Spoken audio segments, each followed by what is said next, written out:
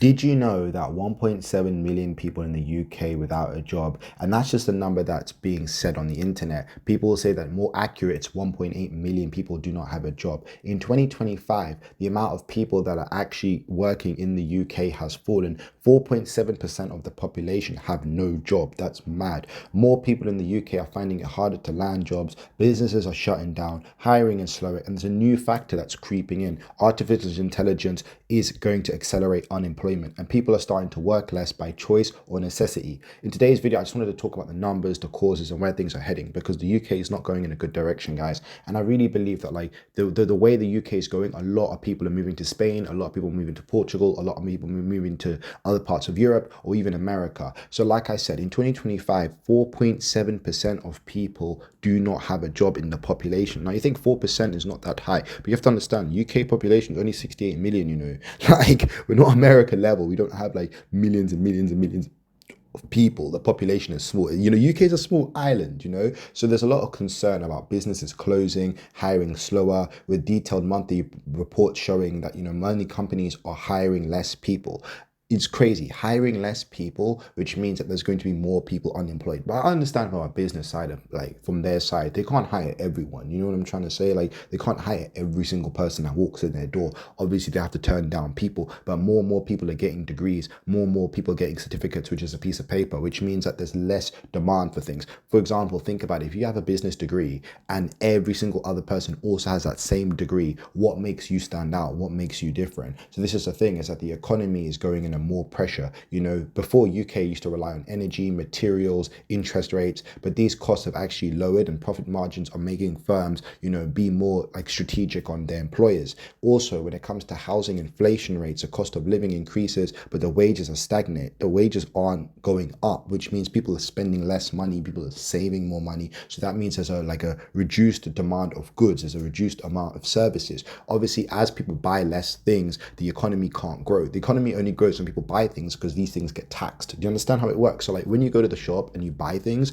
they get taxed, and that's what makes the government make money. But if you just save your wages and you not buy anything and nobody buys anything, that makes like stagnant. I'm trying to say. So, you know, also there's a lot of things with like political reasons, there's trade wars going on, there's a lot of wait and see in the competition in the market. This is why when you go into the stock market in the UK, it fluctuates heavy. It doesn't fluctuate, it's not as stable as other markets in China and America.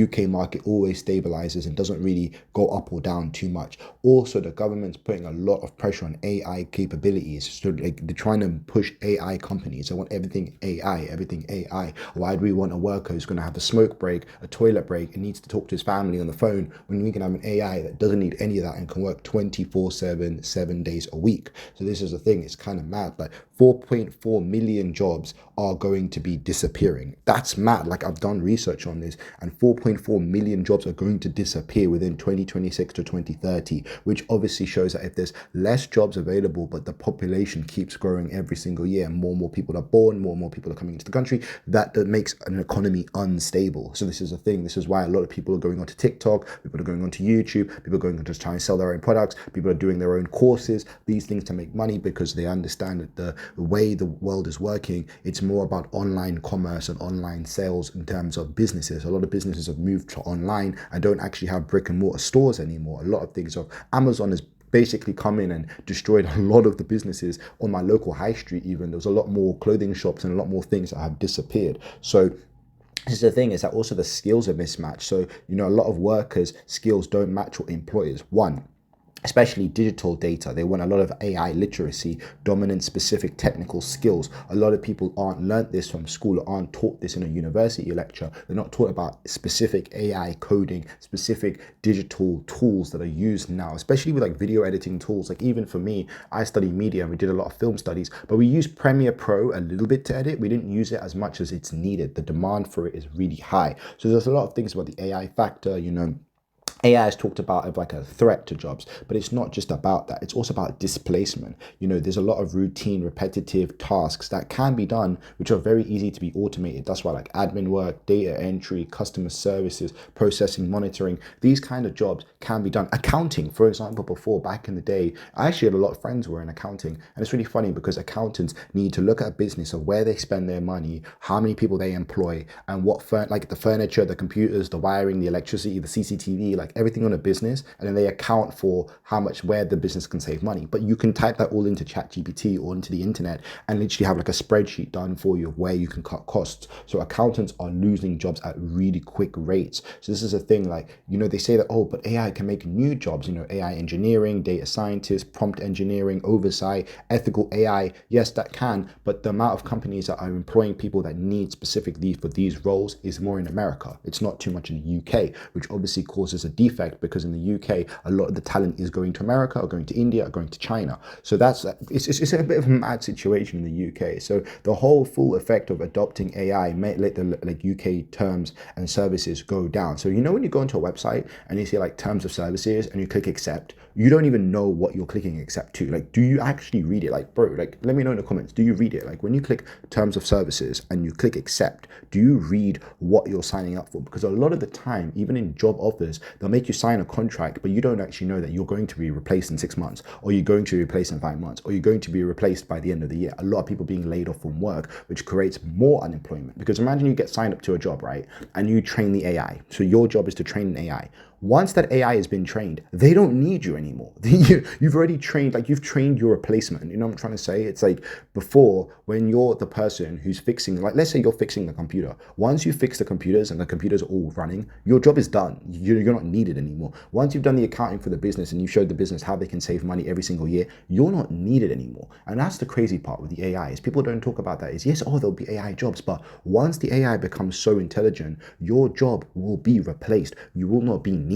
It's like being a cleaner. Once you've cleaned the apartment and you clean the house, your job is done. You've got your money and you're done. The same as cutting hair. Once you've cut the hair and you're a barber and you've cut the person's hair, your job is done. You don't need to cut that person's hair again for another 2-3 weeks. You know what I'm trying to say? It's a kind of the same thing, but on a larger scale. Like once you've trained the AI models, once you become the AI analysis and you've trained these models on how to do these prompts, you are not going to be needed for that job anymore. So that's the AI adoption is already taking place in a lot of UK companies. So that's kind of like the bigger threat that people don't speak about. So, it's just crazy. Like there's unemployment rates, there's less people working, but then there's more people in the gig economy, which is like the Ubers, like the Ubers, like not self-driving cars, but you know what I mean? Like people like delivering food and these kinds of things, like these kind of lower to entry work. But that doesn't help the bigger economy because this money just goes to Uber, which goes to America. It doesn't help the UK economy. So that's the thing. A lot of these American businesses have come into the UK, especially growing up. Like I was born in like the early 2000s, right? And I saw a lot more UK businesses, but like Comet's gone, Woolworths is gone, and now it's more, KFC, McDonald's, Burger King, like Starbucks, it's more American businesses, which is cool, but that money then floods the UK market out the door. So then it goes to America. It doesn't stay within the UK economy, which this is why we have this imbalance of like very, very rich people, millionaires living in London, and then everyone else working class. So it's a lot of issues, there's a lot of risks, there's a lot of scenarios, there's a lot of policymakers, but that's basically the whole thing about the UK economy. But I really hope you enjoyed this video. Like I said, I can put links to where I found my research. I did like different websites to find some research on it. But yeah, that's crazy. 4% of the population. It's a bit wild. But like I said, I really hope you enjoyed this one. You lot take care. Have a great day.